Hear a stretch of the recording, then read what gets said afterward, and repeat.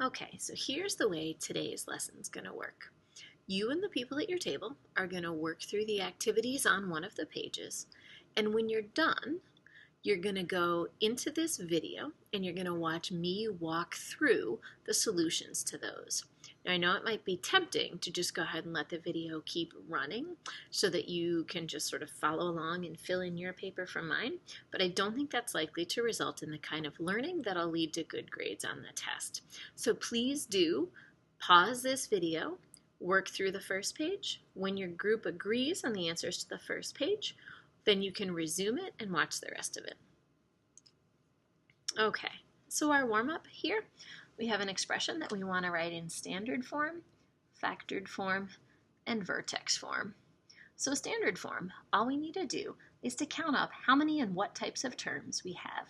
So we have an x squared term, plus we also have 1, 2, 3, 4, 5, 6 x's, plus we have a 2 by 4 grid of ones, we have a total of 8 ones. So that's standard form.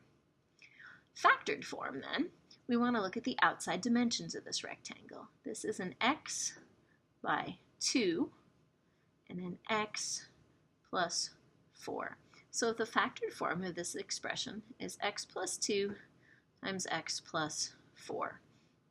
Now, if we were thinking about turning this into vertex form, one of the things we might do is try and rearrange it so that it's in a square. So I'm going to take this x tile off and move it over here. So now I have my x tiles more symmetrical. And when I do that, I need to move this one tile here and this one tile here. And now I can see that my new square has the dimensions of x plus 3 by x plus 3.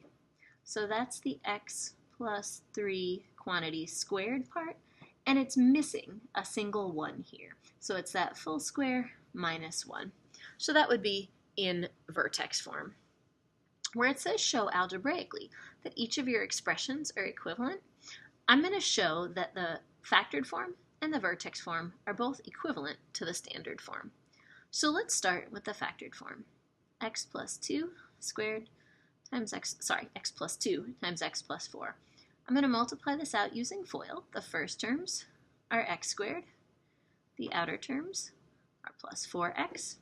The inner terms are plus 2x.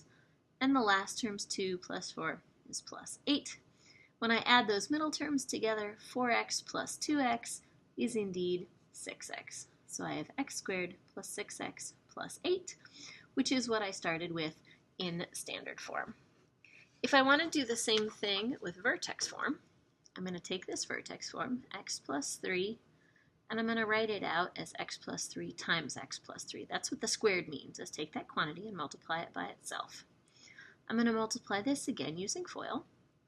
X squared plus 3x plus another 3x plus 9. So that's these two binomials multiplied. And then I have this minus 1 at the end. 3x plus 3x is 6x. X squared plus 6x. And then 9 minus 1 is 8. And I can see that that is also equivalent to the standard form there. Okay. Then you should have stopped, gone through and done your Desmos card sort. Then let's look at matching the graphs to the equations. So one of the things I notice is that one of the equations is concave up and one of the equations is concave down. So the equation that's concave up, the thing that's in front of the squared term has to be positive. So the only possible match there is that 3 goes with A. Because notice in both of these, the squared term has a negative sign in front of it. So these are both going to open facing downward. How do I tell the difference between those two? Well, this parabola has a y-intercept at 0. So it's going to open downward like that, and its vertex and its y-intercept are going to be right at the origin. This one is shifted up a little bit. That's the effect of the C here. So 2 matches B. And then we've already sketched in a graph of what this parabola would look like. It would be concave down with a vertex at the origin. Now, Go ahead on to the next page, pause this video while you work through the next page, and when you're done, come back to it, and I'll walk through the answers with you.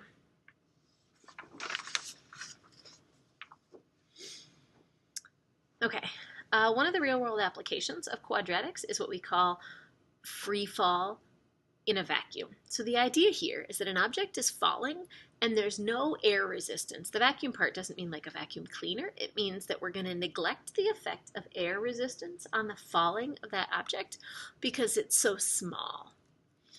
Okay, so a cannonball is dropped from the top floor of a high-rise building. This is clearly a very bad idea for anybody who is below, but there it is. And a camera takes pictures and it shows how far down the cannonball has fallen after each second. So at the beginning, it hasn't fallen any feet. After 1 second, it's fallen 16 feet. After 2 seconds, 64 feet, etc. If you're looking for some patterns in this, one of the things you might notice is that these numbers are all perfect squares.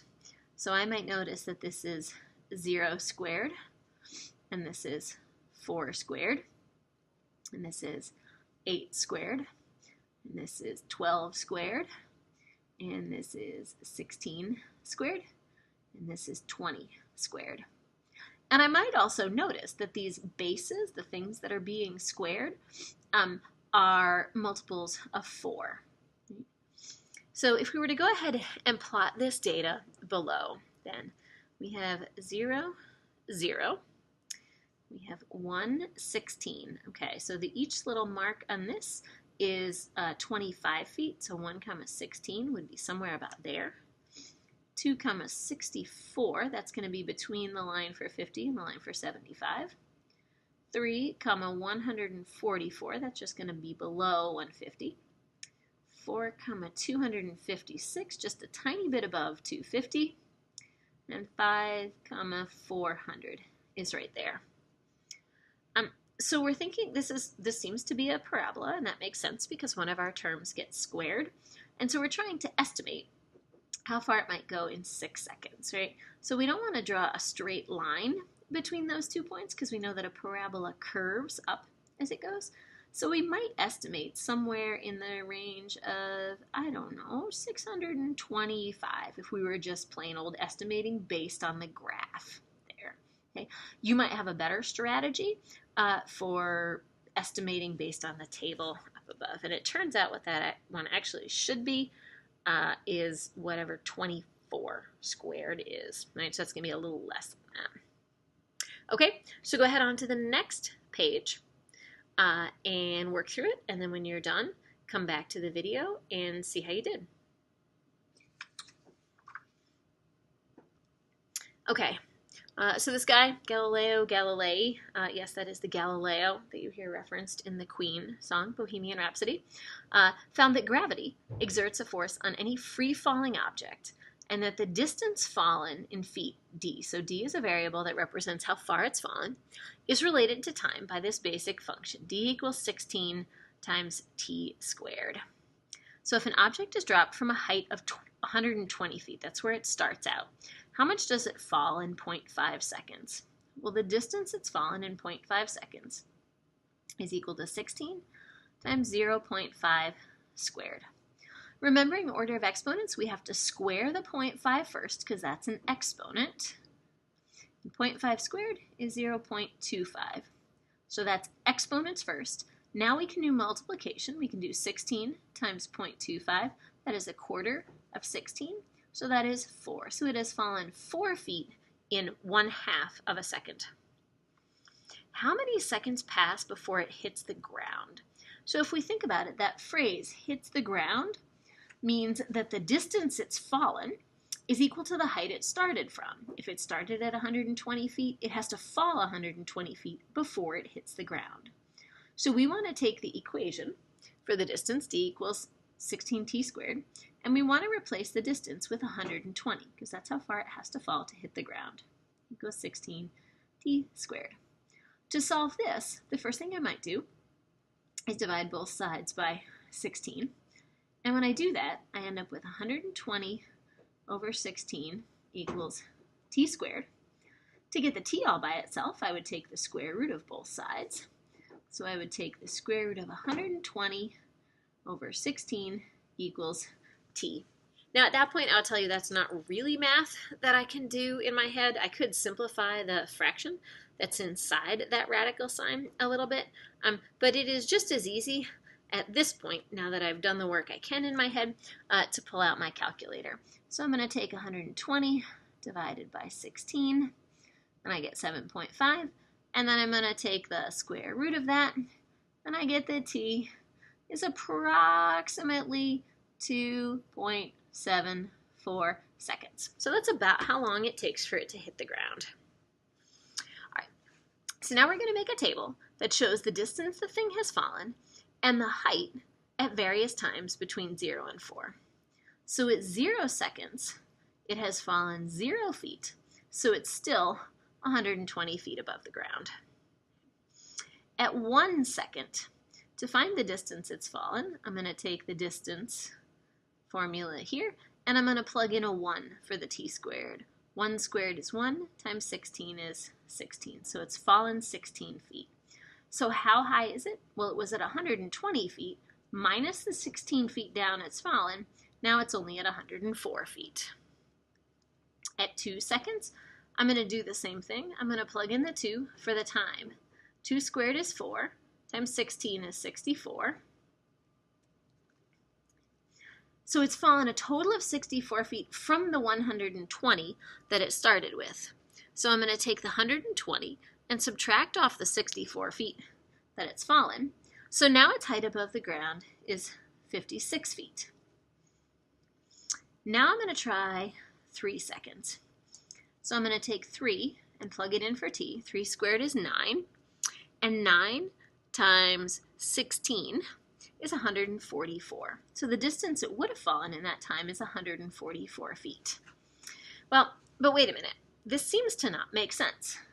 If the cannonball started a distance of 120 feet above the ground, is it possible for it to have fallen 144 feet?